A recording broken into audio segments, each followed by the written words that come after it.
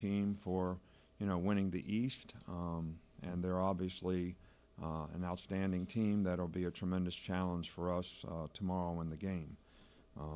We'd like to thank the SEC for the great competitive venue, Mercedes-Benz for the great stadium that we have here to play in, and the city of Atlanta for, hosting this thing, which is, to me, one of the best competitive venues that I've ever had the opportunity to be associated with. So this is quite an honor for us, and it's going to be a great game.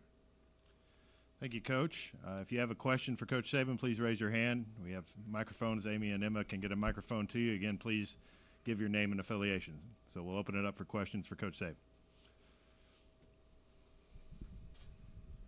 All right, Amy, we'll go down here on the very front row. The front. Murray.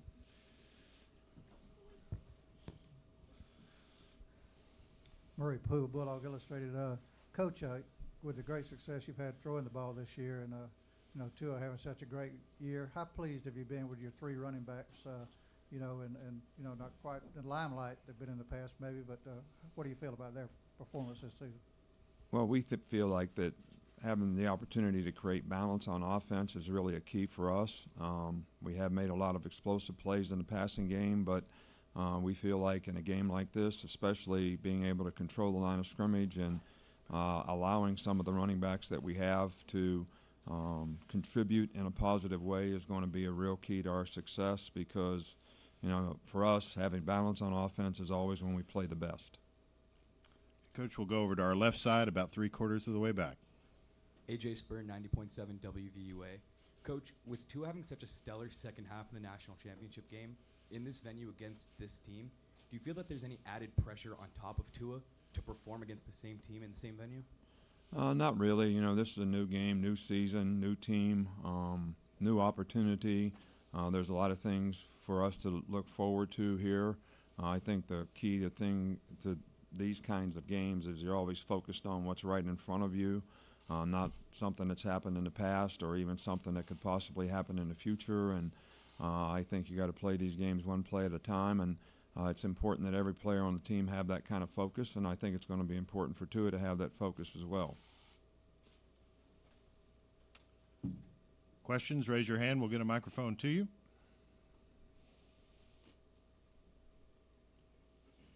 Got one back over here on the wall, right side.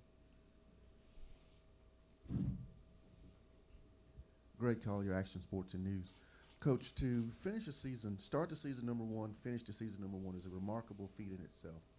Winning national championships you've already done, but does it mean more to you to win it as an undefeated national champion or just a national champion? Well, I think, obviously every game that we play, we go into the game trying to prepare our team to play as well as they possibly can, and the ultimate goal is to have success in that game, which is usually defined by, whether you won or lost the game. So, we certainly want to win every game that we play. We're always looking forward to the next opportunity that we have. Sometimes, teams respond a little better when they don't have success to some of the things they need to do to improve on. I think it's very difficult sometimes to deal with success and be able to continue to focus on the things you need to do to play well, psychologically at least.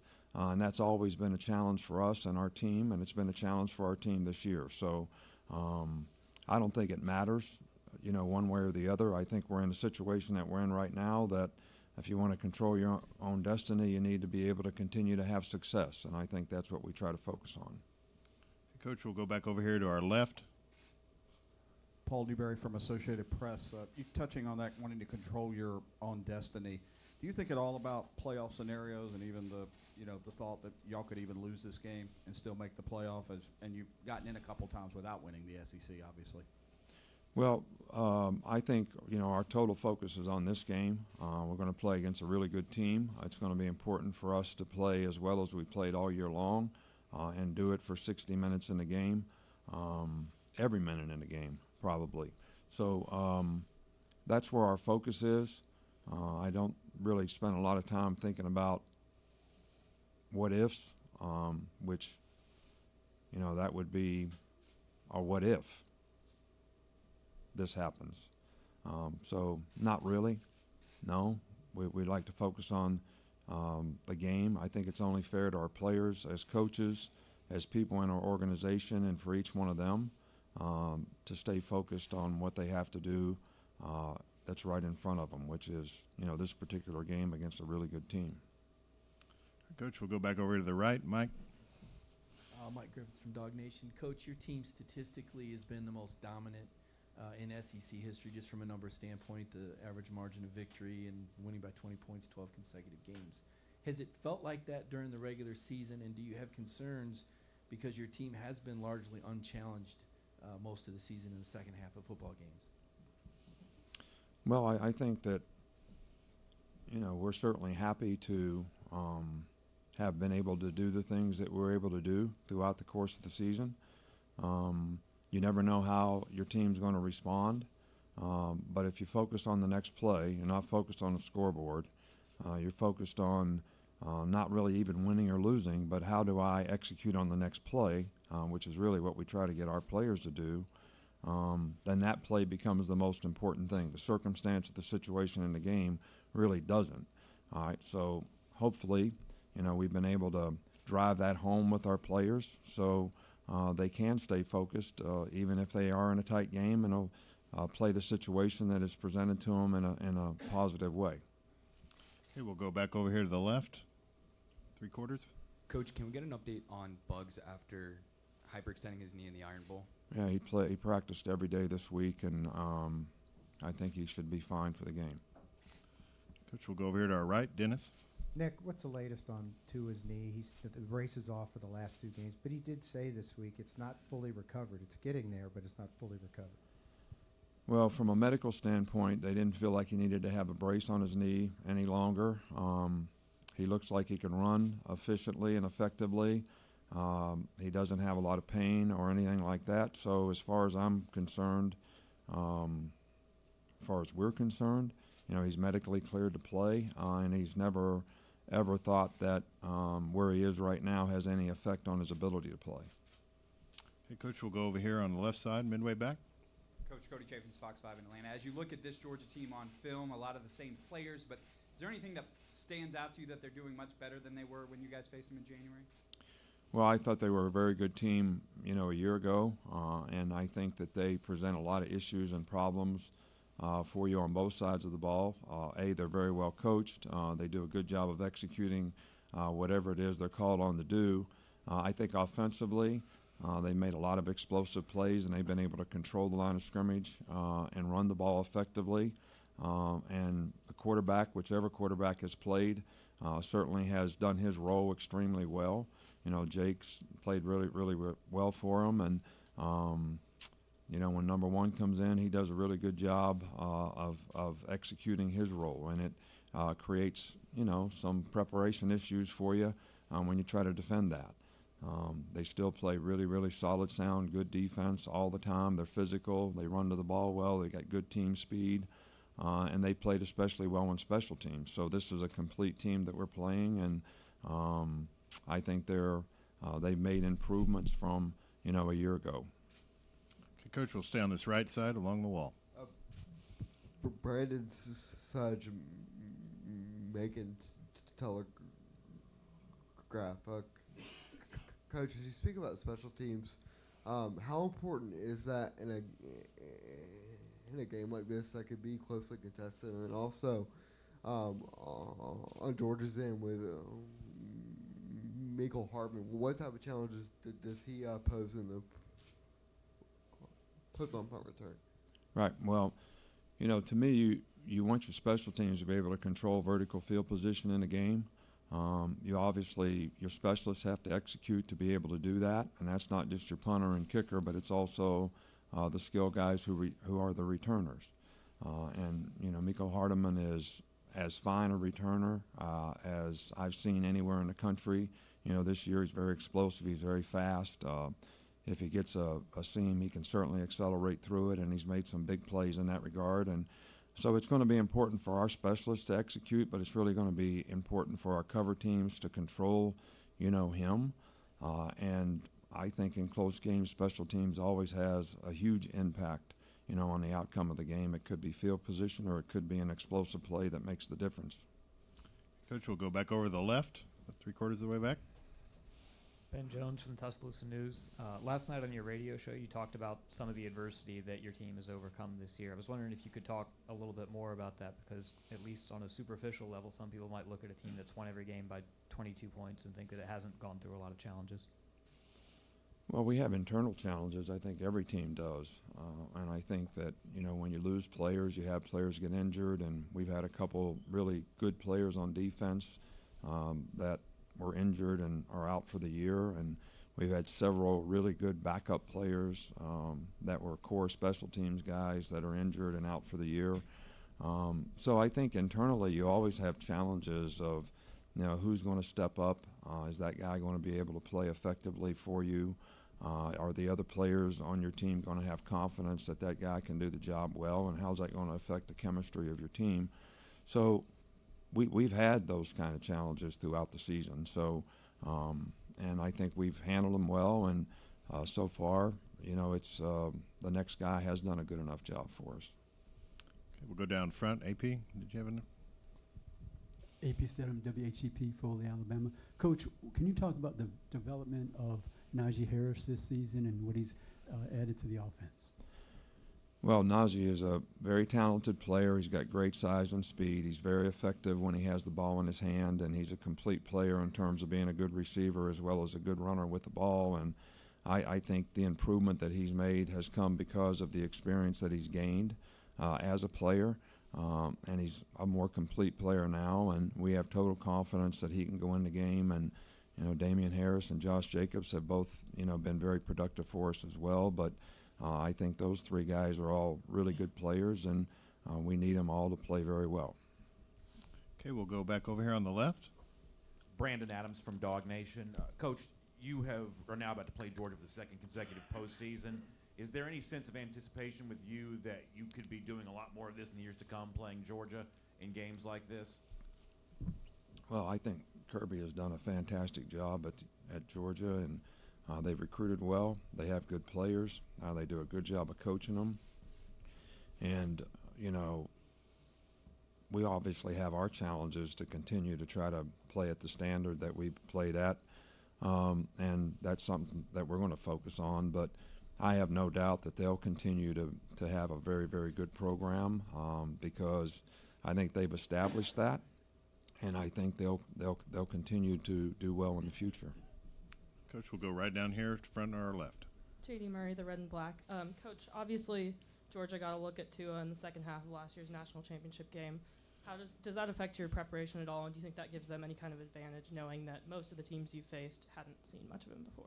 Well, most of the teams we played this year, we played against last year. So, I think the fact that we played Georgia last year, we learned a little bit about them. I'm sure they learned a little bit about us.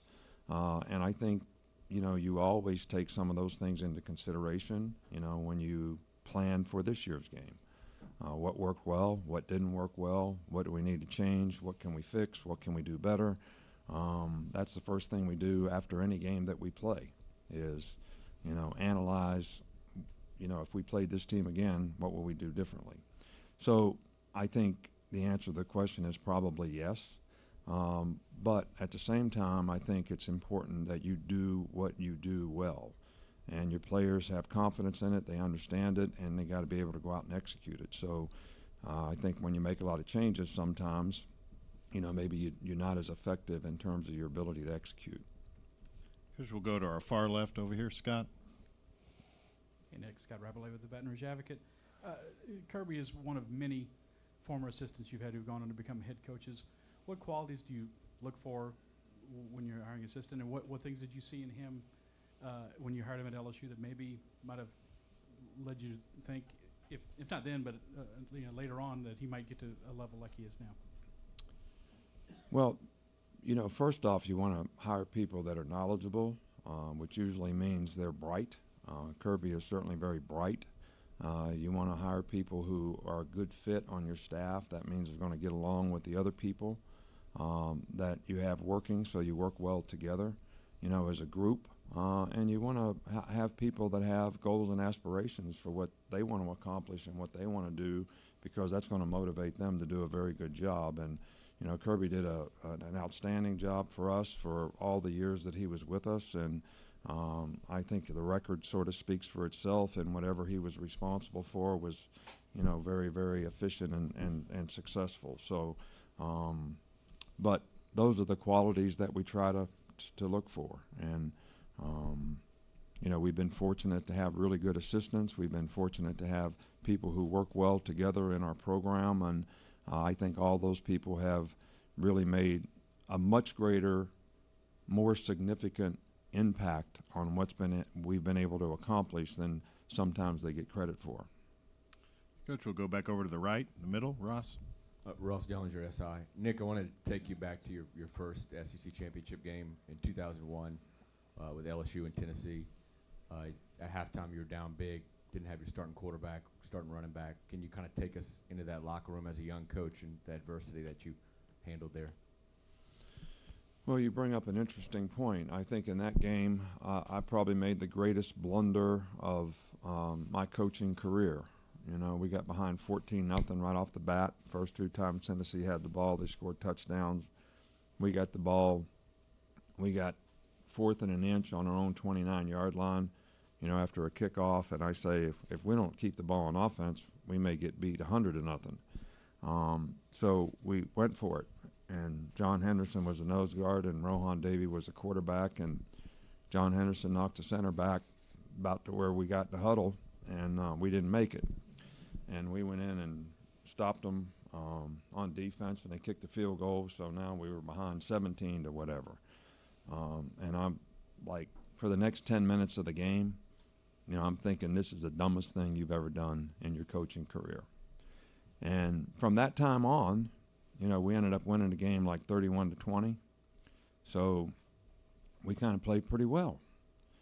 And I was still a little shook after the game, and a couple of the seniors came up to me and said, you know, Coach, when you went for it on 4th down, that's when we really thought we could win. And that changed the way we played. So the dumbest thing I ever did turned out to be one of the smartest. That's what I remember about that game.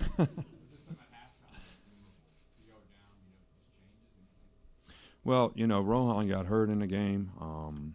You know, Jimbo did an outstanding job. Matt Mock was a freshman quarterback at that point. He hadn't developed very much as a passer, so we were doing a lot of quarterback runs, which they probably weren't ready for, which helped us control the ball in the second half of the game, and the momentum of the game changed. And obviously that was, you know, one of those ones that you always remember.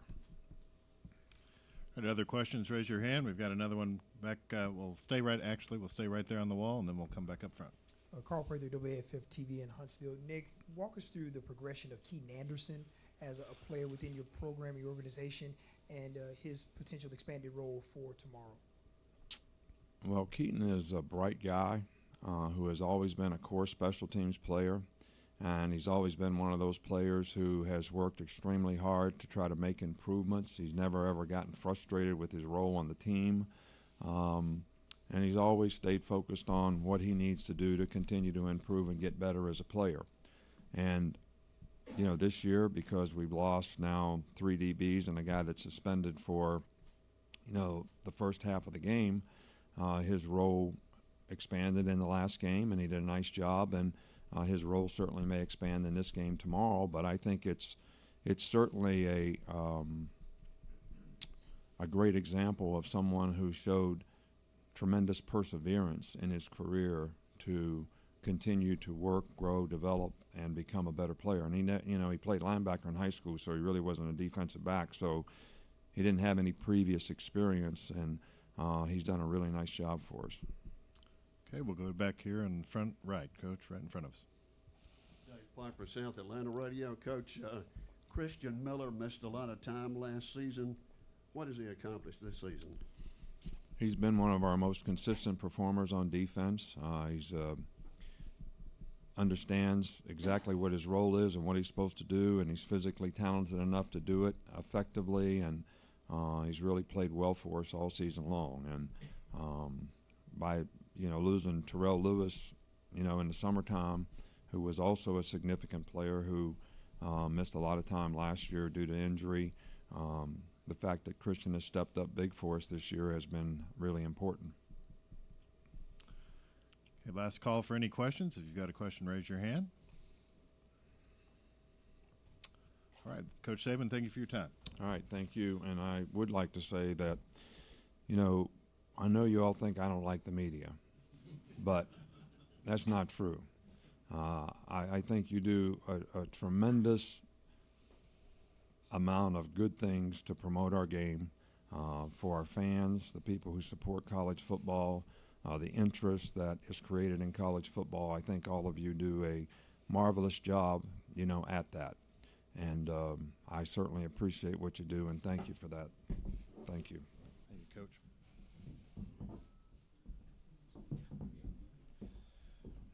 Reminder, in just a few moments, SEC Commissioner Greg Sankey will be joining us here in a few minutes.